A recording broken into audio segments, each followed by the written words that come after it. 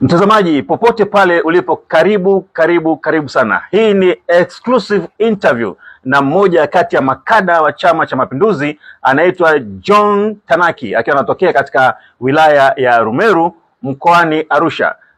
John Tanaki tunaenda kuongea naye mengi kuhusiana na masuala ya hali ya kisiasa na mambo mengine kadha wa kadha. Basi moja kwa moja kwanza kwanza atajitambulisha, maana nimemtaja kwa jina tu, lakini pengine angejitambulisha yeye mwenyewe zaidi. Alafu baada hapo tutaingia ndani kabisa kuweza kujua hali ya kisiasa anayezungumziaje katika taifa letu kwa sasa hivi. Ndugu yangu, habari sasa hizi? Nzuri sana ndugu yangu Charles Beda. Naam, karibu sana na moja kwa moja kwa ajili ya mazungumzo yetu haya kuhusu hali ya kisiasa. Asante sana. Mimi nimekutambulisha kwa majina, lakini pengine ungejitambulisha zaidi wewe mwenyewe, ungekuwa jambo la heri zaidi.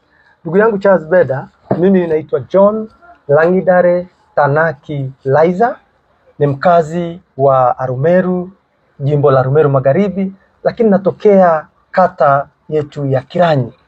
Ndiko nilikozaliwa, nimekuwa, nimesoma, lakini ndiko nakoishi hata sasa. Kwa hiyo mimi ni mtoto wa 6 kutoka kwenye familia ya watoto 9 ya baba na mama Langidare Tanaki Laiza. Nimefurahi sana kuzungumza na wewe leo na kuhojiana mambo mawili matatu kuhusiana na hali ya kisiasa sasa katika nchi yetu hii ya Tanzania, kwa sababu nami ni mwanasiasa, na si mwanasiasa wa leo. Ndio. Ni mwanasiasa mkongwe wa siku nyingi sana. Mimi nitaka nikukuambia, sijui ulikuwa wapi wakati huo. Ndio. Nimechukua kadi ya CCM mwaka 2004 nikiwa chuo kikuu Mzumbe pale Morogoro. Sasa. Na ndugu yangu Charles Beda, unajua ilikuwaje? Ndio. Tulianza vuguvugu tu la kuanzisha mashina ya chama pale katika vyuo vikuu. Vuguvugu lilikuwa limeanza kipindi hicho. La pale Mzumbe nilikuwa na mheshimiwa mmoja ambaye sasa hivi ni mheshimiwa mkubwa, anaitwa Elibariki Kingu. Basi tukafika pale, tukaanza harakati hizo, tukaandikisha wanafunzi wakajiunga na Chama chetu cha Mapinduzi. Na ndugu yangu Charles Beda, aliyekuja kutukabidhi kadi za Chama cha Mapinduzi, ndio mimi nilipata kadi ya UVCCM kipindi hicho, lakini na kadi ya chama ni mheshimiwa aliyekuwa waziri mkuu wa Tanzania, mheshimiwa John Samuel Malechela. Ndio aliyetukabidhi mimi na mheshimiwa Elibariki Kingu, ambaye sasa hivi tunapozungumza ndiye mbunge wa jimbo la Singida Magharibi. Kwa tiketi ya Chama cha Mapinduzi. Nadhani popote alipo, na sasa hivi bunge linaendelea, atakipata clip hii atacheka sana. Atafurahi sana. Hongera sana kwa kuwa kada wa Chama cha Mapinduzi kwa muda mrefu namna hiyo. Basi tukijikita moja kwa moja kwenye mazungumzo yetu haya, hali ya kisiasa katika taifa letu kwa sasa hivi unaionaje? Kabla sijazungumza hali ya kisiasa sasa hivi katika nchi yetu, ndugu yangu Charles Beda, unafahamu kwamba tuko katika majira gani? Naam. Tuko katika majira ya Pasaka. Ni kweli. Sisi wa Kristo leo ni Jumatatu ya Pasaka. Kwa hiyo tunakumbuka kufa na kufufuka kwa Bwana wetu Yesu Kristo, na kwa sisi wa Kristo wote huyu ndiye mkombozi wetu, mkombozi wa ulimwengu. Kwa hiyo nianze kwa kuwatakia wote kabisa, Watanzania wote, wana Rumeru Magharibi, wana kata ya Kiranyi, heri ya Pasaka. Baada ya kutoa ufupisho huo kuhusiana na majira ya kikanisa tulionayo kwa sasa, ndio umeniuliza kuhusu hali ya kisiasa ilivyo sasa katika nchi yetu ya Tanzania. Hali ya kisiasa unaweza ukaielezea katika muktadha mbalimbali. Lakini mimi ningependa kuelezea katika muktadha ufuatao. Kwanza, tuna uchaguzi mkuu. Ni kweli. Tuna uchaguzi mkuu ambao tunauendea katika siku zijazo, siku si nyingi. Tuna uchaguzi mkuu ambao tutakwenda kuendea, ambao tutafanya uchaguzi wa rais, wa bunge, madiwani, madiwani wa viti maalum, pamoja na wale wabunge wa viti maalum pia. Kwa hiyo tuna uchaguzi huo, na katika uchaguzi ni jambo kubwa, joto limepanda sana. Kwa hiyo yako mambo mengi yameendelea kutokea, na kama unavyojua ni vitu vinavyoleta hisia. Ni kweli. Na kuna mambo ambayo nisipoyaeleza ninaposema hali ya siasa, Ndio. Sitakuwa nimetendea haki interview hii unayoita exclusive interview. Ni kweli. Kuna jambo kubwa ambalo limetokea sasa hivi. Utaona sasa kuna watu wamekuja na vyama vingine vimekuja vinasema no reforms, no election. Na wanazunguka nchi nzima kusema haya. Ni kweli. Na wana jambo lao wanaloliamini na wanafikiri kwamba wako sahihi.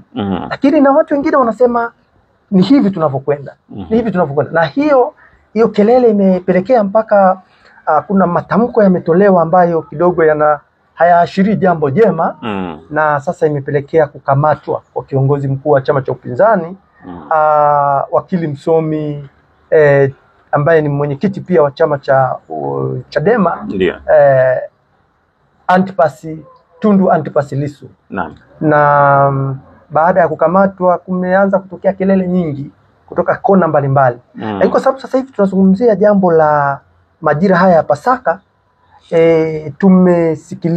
tumefuatilia Wakristo wenzetu wanavyosherehekea Pasaka hizi. Tumesikia yametolewa matamko makubwa sana, mazito, na mababa askofu pamoja na watumishi wengine wa Mungu mbalimbali kuhusiana na mwenendo wa maandalizi haya ya awali ya uchaguzi mkuu wa 2025. Na katika hilo nimewasikiliza maaskofu mbalimbali wakizungumza, na labda kuna wachache ambao tumewasikia ni wazee wetu ambao tunawapenda, tunawaheshimu na wana heshima kubwa katika nchi wamezungumza. Na kwa kuwataja wachache, nimemsikia aliyekuwa mkuu wa kanisa la Kiinjili la Kitete Tanzania, Askofu Dr. Frederick Onaeli Shaw, amezungumza kwa nguvu kuhusu masuala haya yanayoendelea sasa, yanayoambatana na uchaguzi.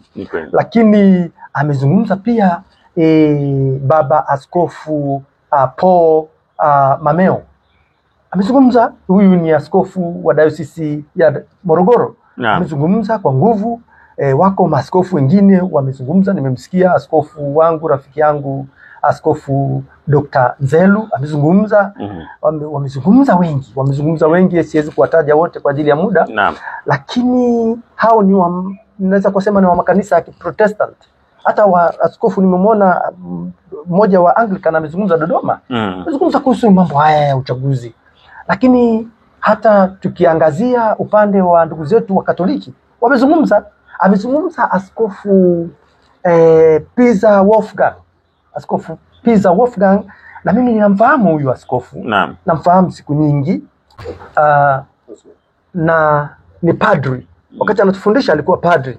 Lakini nafikiri baada ya mimi kutoka pale Sauti, kumaliza masomo yangu ya sheria pale, baadaye alichaguliwa kuwa askofu wa Lindi kama unaofahamu. Lakini hivi karibuni nimesikia ndo rais wa Baraza la Maaskofu Tanzania, TEC. Askofu Pisa Wolfgang amezungumza naye. Na hawa ni watu ambao tunawaheshimu, tunawaelewa, tunawaheshimu. Wamezungumza. Na katika mazungumzo yao waliozungumza, nazungumza hali ya siasa, nikiapima maneno yao, wamezungumza habari ya amani, wamezungumza habari ya utulivu wakati wa uchaguzi. Lakini wamezungumza habari ya mshikamano wa Watanzania.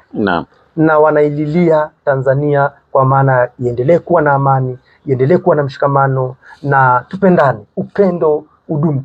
Salamu zao za Pasaka kipindi hichi, katika tunapoelekea uchaguzi wa mkuu wa 2025, wanasisitiza amani iendelee kuwepo, utulivu, mshikamano, lakini kubwa haki.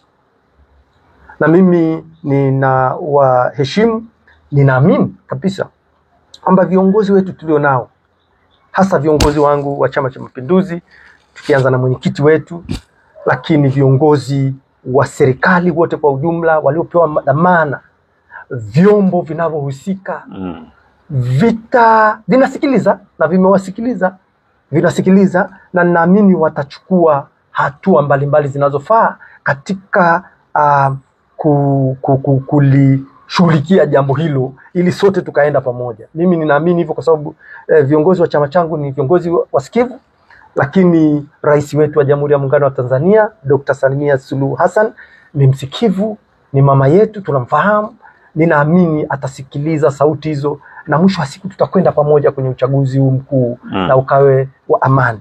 Kwa hiyo nimezungumzia jambo hilo, lakini pia kuna katika maandalizi haya utakumbuka kwamba tulikuwa sasa tumeanza kuona sasa watu wametakiwa kwenda kuchukua fomu kwa ajili ya kugombea nafasi mbalimbali. Na ilikuwa imetangaza kuwa itaanza tarehe 1 mwezi wa 5 hadi tarehe 15 mwezi wa 5. Lakini kwa jinsi ambavyo viongozi wetu wasikivu, mwenyekiti wetu wa chama, lakini makamu mwenyekiti wa chama mzee wetu Wasira, lakini sasa katibu wetu mkuu wa chama Mheshimiwa Dr. Emmanuel Nchimbi wamerekebisha tarehe hizo, na sasa watu watachukua fomu kuanzia tarehe 28 mpaka tarehe 2 mwezi wa 7. Tarehe 28 mwezi wa 6 mpaka tarehe 2 mwezi wa 7. Kwa hiyo kwanza tunawashukuru sana secretariat ile kwa kuwa wasikivu namna hiyo na kuhakikisha, na hivi katika kuhakikisha mambo yanakwenda vizuri. Kwa hiyo ninawashukuru sana. Kwa hiyo ninapozungumzia hali ya kisiasa, hiyo ndio hali ambayo ninaiona sasa hivi ikiendelea katika nchi yetu. Tunaamini kwamba uchaguzi utakwenda kufanyika katika hali ya amani, utulivu, mshikamano na katika hali ya upendo kabisa, na tutapata viongozi ambao sisi Wakristo tunasema viongozi wanachaguliwa na Mungu. Hawa walioko walichaguliwa na Mungu, na hawa tunaenda kuwachagua tena. Mungu atatuchagulia viongozi ambao watakwenda kutuongoza kwa miaka mingine 5 ijayo. Naam mtazamaji, huyu ni John Langidare Tanaki, ni kada wa Chama cha Mapinduzi, kama ambavyo umesikia maoni yake na jinsi ambavyo ameelezea swala la kisiasa, hali ya kisiasa ikoje katika taifa letu hili la Tanzania kwa sasa. Umeyasikia mengi kutoka kwake. Pengine labda sasa wito wako ni nini hasa kwa wanasiasa na kwa jamii kwa ujumla? Ndugu yangu Charles Beda, kabla sijasema wito wangu, labda niseme pia katika kipindi hichi cha Pasaka.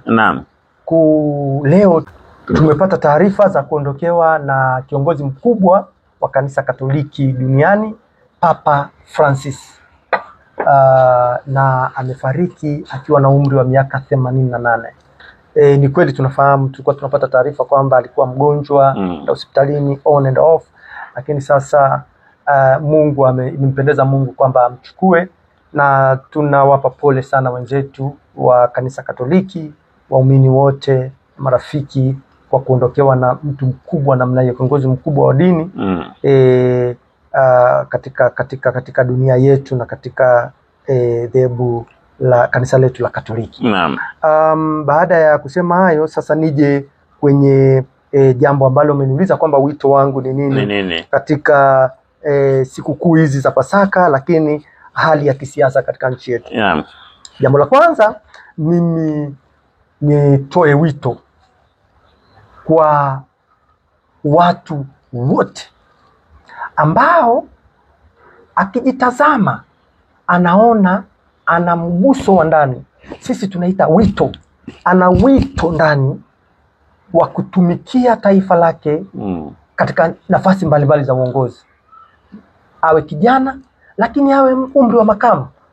Sasa hivi kuna msemo unaendelea kwamba vijana.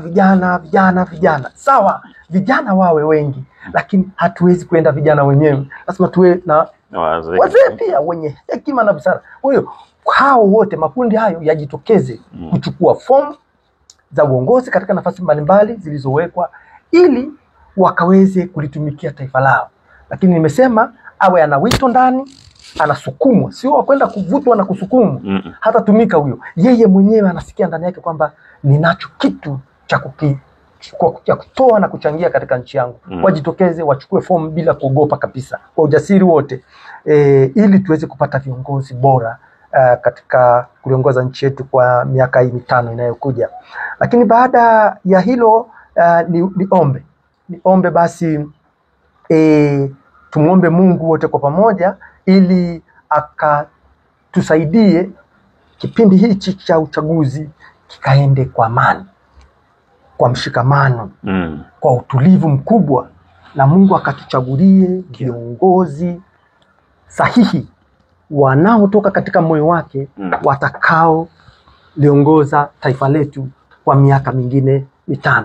Na sisi wote tuungane pamoja katika maombi hayo bila kuchoka mpaka tutakapofanya uchaguzi.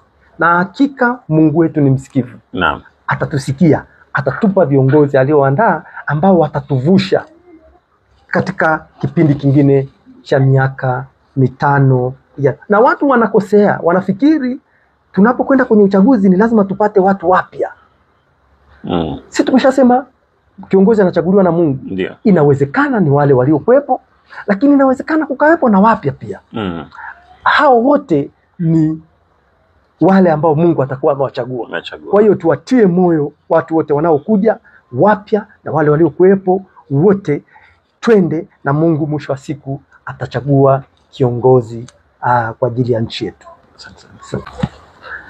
Ndugu yangu, mimi nikushukuru sana kwa kweli kwa jinsi ambavyo umeelezea jambo hili la hali ya kisiasa, lakini pia umegusia masuala ya uchaguzi humo ndani, ama masuala ya uchaguzi, na mwaka huu tunasema ni mwaka wa uchaguzi pia. Kwa hiyo ndio shamra ama ndio harakati ambazo zinaendelea kwa sasa hivi katika taifa letu, mambo ya uchaguzi mkuu.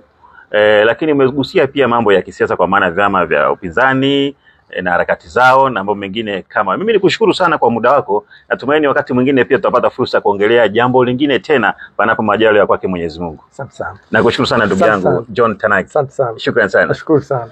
Na mtazamaji, huyu si mwingine ni kada wa Chama cha Mapinduzi katika wilaya hii ya Arumeru hapa mkoani Arusha, kama ambavyo umemsikia akizungumzia hali ya kisiasa ikoje kwa sasa hivi na mengine mengi ambayo ameyazungumza. Basi mimi hatuna la ziada, tunawashukuru sana na hadi wakati mwingine, kwaherini.